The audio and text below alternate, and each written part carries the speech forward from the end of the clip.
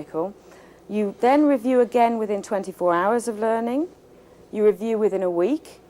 You review after a month and after 6 months. And the staggering thing that happens to your recollections is that without a review cycle, in 24 hours, you will only remember 30% of what you've done today. With a review cycle, after 6 months, you can be as high as 80% recall. That is a tremendous difference. So it's well worth getting into this habit of a short review on a regular basis to keep you up to speed on what you're learning. And as I said, reviewing with a map is definitely a very easy way of doing it. Now, the other thing that makes your memories much more memorable, much more easy to recall, is using the multisensory learning that we talked about. If you can make your memories both visual and physical memories and also auditory, so that when you're recalling something, you have all these different inputs there, that will make them stronger. If you link them to things like humour, humour is very, very memorable. So make your memories funny, make them interact with each other, put movement into your memories. That will all help recall. One of my favourite ways of learning anything is to come up with an acronym. Here you see an acronym for the word negotiate, and we're going to be teaching you a way of learning the key points of negotiating skills. We use acronyms all the time. When you're at school, you probably learned the Great Lakes, Holmes, Huron, Ontario, Michigan, Erie, Superior. The government just loves acronyms. You know, you've got NASA, and you've got the FBI, and the CIA, and HUD, and you can remember the names of those agencies.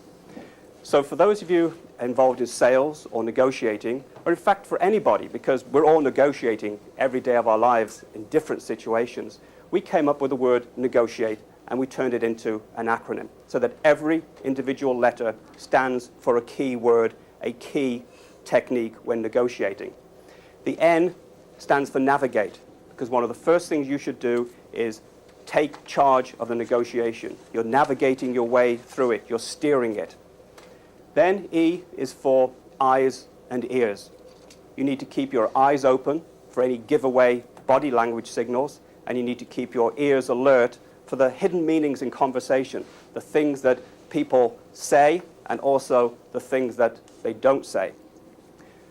The G in negotiate is for grimace, and this is one of the most basic tactics of all, which is that whenever anybody makes you an offer, the first thing you do is flinch. You pull a face. You don't like it. You grimace. The O is outrageous. Similar to the one before, anytime anybody makes you an offer, it's outrageous. You couldn't possibly accept that. But you yourself know that you, in turn, will also be making outrageous demands. The T is for trade-off. And this is something that you should do immediately, always, when somebody asks you for a concession, you ask for something in return. It's a trade-off. I is for impersonate. In any negotiating situation, you're going to be pretending that you're either a reluctant buyer, maybe, or you're a reluctant seller, or you're raising issues that aren't really of any great concern to you. It's a decoy, it's a red herring, but you're raising those to get them settled before you move on to the main issue. Or you might be pretending to be dumb, when in fact you know that you're really smart. So that's I for impersonate.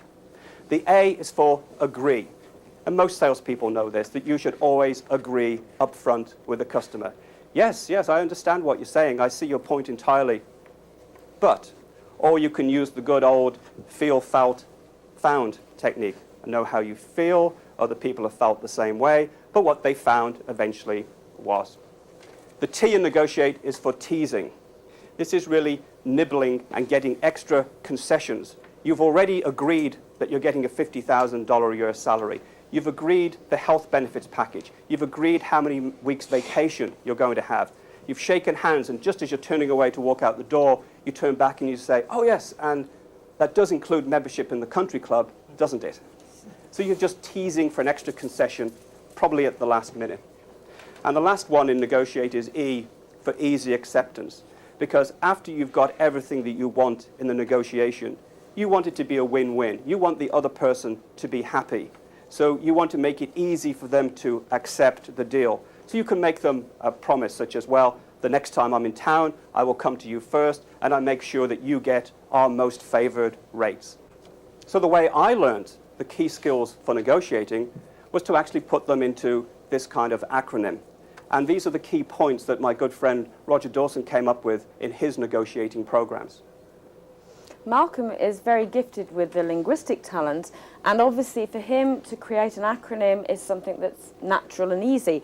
For people who maybe aren't quite so good with words, what they would probably do is use their mathematical talent and just literally number the points as they came across them, and then they would be able to say, there are 9 key areas that I have to remember. And obviously, as you work through them, if you can only get to 8, you know you're missing one. The same sort of principle, but using more of a mathematical approach than the linguistic one. Another way of actually committing what you're learning to memory and helping you revise things is to create flashcards. And again, we've used the Negotiate acronym. And basically, if you're stuck in a traffic jam and you've got them with you, you can pick them up. And what does the N stand for? And on the back, we've got the key points. Steer the negotiation in the right direction, lay down the initial criteria. And you can go through them so that you can gradually learn and test yourself on the different stages. So there's another technique that's very, very useful. Basically, to round up this section on memory, one of the key things is to understand that when we're asleep and our eyes are offline, the brain carries on working and sifts through the information that we've been taking in all day long. So actually sleeping on it is a very important memory technique. And we've all experienced, you go to bed and you're trying to remember something and you really can't amongst everything else that's gone on. And next morning you wake up and you think, oh, there it is, it just popped out. The brain has been working while you're asleep, filing all the bits of information in the right categories. And, with some of these memory techniques that we've introduced here and reminded you of, you certainly will find that overnight your memories will get put in the right places so that you can recall them when you need them. Now let me add one excellent memory technique to the ones you've already seen, and it rejoices in the title of memory flashing. Essentially what you do is that you take your notes, your memory map, if that's what you've done, you study it, and then you put it on one side, and you recreate that memory map or those notes from memory. Now, of course, when you then compare the original with the new set of notes, there's probably going to initially to be a difference. But if you do that process second time, third time even, until the new notes and the original are identical, then you really will have learnt that information cold. Now, I've taught that memory flashing technique to students, and many of them have told me that they get into an examination room and they absolutely can bring the whole information up visually into their memory. It's like copying it down from a blackboard. It's a very good learning strategy. I think of all the memory strategies that you've seen, the two with the biggest payoffs are memory flashing that I just showed you and the review cycle. And that review cycle is absolutely critical because research shows that the typical person normally forgets 70% of what they've learned within 24 hours, and yet by using that quick review cycle, you can achieve an 80% recall after 6 months. Now that's a huge difference. Okay, you now understand the subject thoroughly and you remember it. What else? Test yourself. And we call this stage show you know. We really need to practice what we're learning and make use of it in many different ways. We can do that by visualizing what we're learning, by putting ourselves in the picture and mentally rehearsing how we're going to use it in a situation. We could actually role play it with somebody else so that you each take a role and act out an imaginary situation. Make sure that you can use what you've learned to show you know. Tell your family about it and show you know. It's very important to use it, to implement whatever you've learned in a classroom or a training room, and do it within 24 hours. Because by putting something into a real-life experience, you will be embedding it into your brain and you'll be able to use it forevermore. It's one thing to learn something in a classroom situation. It's an entirely different matter to take it and implement it in a workplace situation. So if you've been on that computer course, Make sure that when you get to work, you find a use for it. You build a database. You've got the computer programming all worked out. You've got to use it if you want to remember it. Check with others. What we're saying here is that learning shouldn't be a lonely experience. There are other people that are learning with you in most situations. Or if not, find somebody who will. And by interacting with that other person, you can literally double your learning power. Make sure that you keep reminding yourself of what you've learned. Make flashcards, make posters, make learning maps, have little post-it stickers, put them on the notice board, stick them on the refrigerator, put them in places where in the course of a day you will almost accidentally come upon those reminders of what you've learned, and those constant reminders will again help embed that information into your long-term memory. Work with your family. Your family hopefully is supportive of whatever it is that you're learning. So sit down with them, rehearse with them, get them to let you talk to them about what you've learned. Because when you have to tell somebody about what you've learned, you really have to marshal your thoughts. You really have to make sure that you understand it so you can communicate it to somebody else. Find yourself a mentor. Find yourself somebody who's more experienced than you are, who will be your guardian angel, if you like, somebody that you can go to who will give you support and encouragement and will have that extra piece of knowledge that you don't yet have. And finally, make a learning log. Keep a daily record of everything that you've learned, whether it's a new foreign word, whether it's a new English word, whether it's a computer code, whatever it might be. Just keep drawing up a list of everything that you've learned. Imagine how motivating it is when you've got your learning log of all your newfound, your newly acquired wisdom. Very motivating. We also have a technique that we call learning action circles. And really what we do is we like people who are learning to link up with other people, a group of study buddies we call them. Because when you join with other people and you share the learning, you learn from each other, you help the other person learn, you also introduce them to maybe a different way of learning because your techniques might not be their techniques. So everybody builds a common understanding then of different learning styles, and you can benefit from other people's learning styles. Stage 6, and an important part of the learning process, is reviewing what you've learned, taking time out to sit back and reflect on what you've learned so that you can have that information to use forever. This really is a self-analysis section. You use that intrapersonal intelligence to actually reflect and go through the process that you used, not the subject. So it's not so much the what we've learned, it's how did I learn? What techniques worked for me? What tools can I use again? Or what tools really didn't work? Let's, find some others. So you review and you find out what you can use that's going to benefit you. And there are two important questions that we ask at this stage. And the first is, what went well? And the second is, what could have gone better? So to help us with this whole review process, what we've done is to put together what we call a personal progress plan. And this is something where you can sit down and ask yourself these key questions and make notes at your leisure. The most important things I learned are, you should prioritize the important things from any learning session. Secondly, as a result, I will do this or use these following ideas. So you haven't just learned something, you know how it's going to impact upon you in the real life situation. The third one is, I can expect this initial difficulty, but I will overcome it by this action. This is actually addressing the fact that you realise that, it's not going to be plain sailing all the way through, and that there may be little stops and stumbles along the way, but you're prepared for them. The next one is, I will check on my progress. I will know when I've succeeded. So we go back to earlier today when we spoke about rewarding yourself. You don't have people around you like teachers and parents who reward children when they learn and achieve. You have got to install some sort of reward program and pat yourself on the back when you achieve it. And that's actually the next key point, to identify how you are going to reward your success. Is it a pat on the back? Are you going to give yourself a gold star? Are you going to take yourself out for dinner to that French restaurant? You catch yourself doing it right. You also need to identify, I need to learn more about this. Yes, you've learned a lot and you've making major leaps forward, but there's bound to be more information on any subject that's your next learning point. And lastly, I will ask this person or these people to help. You find that mentor who can give you that helping hand, that person who can be your support and encouragement. Jane?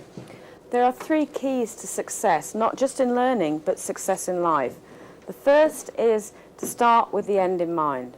Have a clear, strong vision of what you want to achieve, of where you want to be, because if you keep your eyes focused on that, you will find the route through it. The second one is to actually take responsibility for yourself. You cannot choose what happens to you, but you really can choose the way you react to it. So make sure that your reactions build for you the success that you want.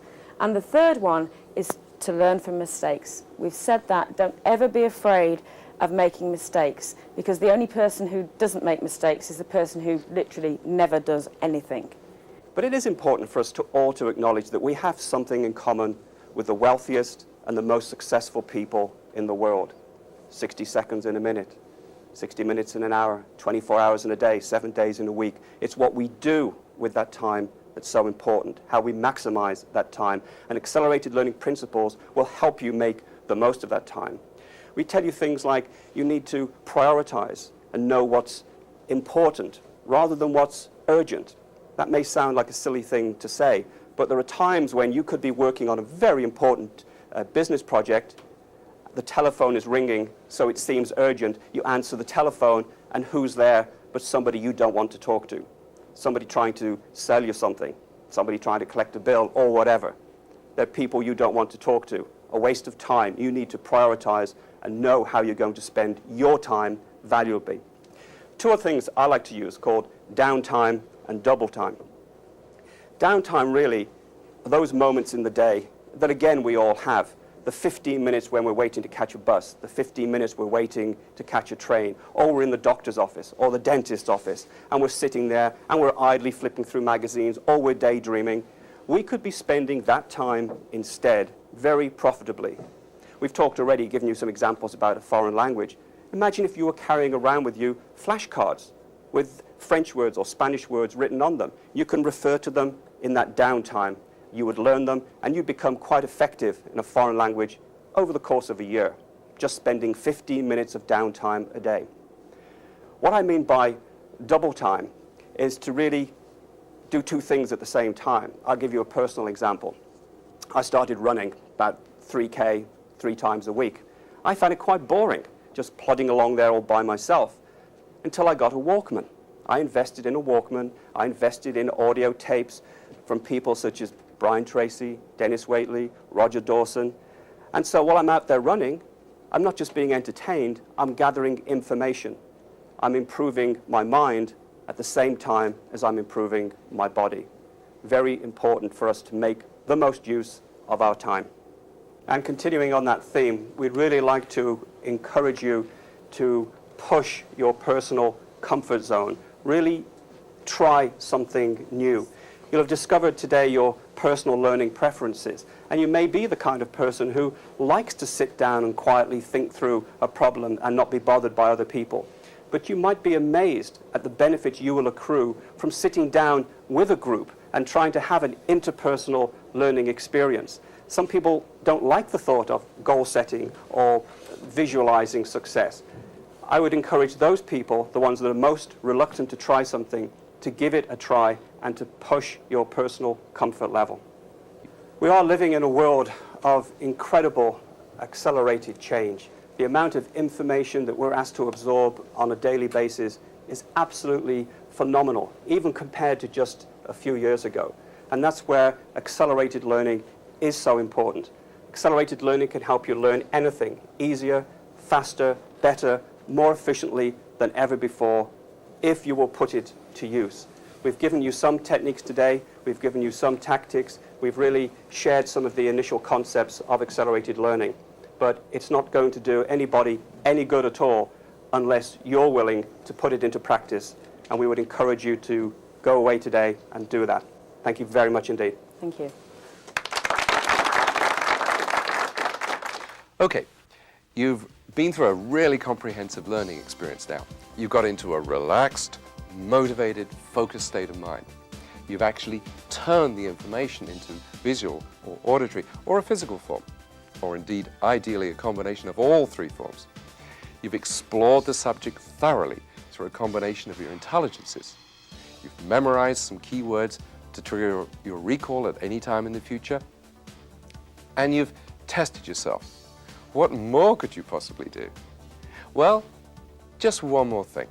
Take just a moment to think through not what you learned, but how you learned it.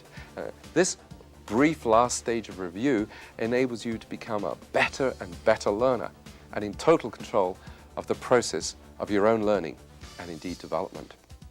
If I had to pick out some of the absolutely key steps, I think I'd probably say, 1, focus really hard on what learning this subject is going to do for you. Power read the material to get the core idea quickly. Then create a memory map of what you know so far. And then keep adding to that memory map as you progress. Stop and summarize the key points in your own words.